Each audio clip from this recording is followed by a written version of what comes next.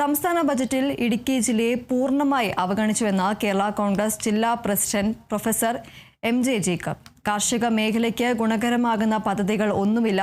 കാലാവധി അവസാനിക്കാറായ സർക്കാരിന്റെ തുരങ്കപാത പ്രഖ്യാപനം തമാശയാണെന്നും അദ്ദേഹം പറഞ്ഞു. ഇടുക്കി ജില്ലയിലെ ജനങ്ങളെ സംബന്ധിച്ചിടത്തോളം ഈ ബഡ്ജറ്റ് യാതൊരു ഗുണവും ചെയ്യുന്നില്ല.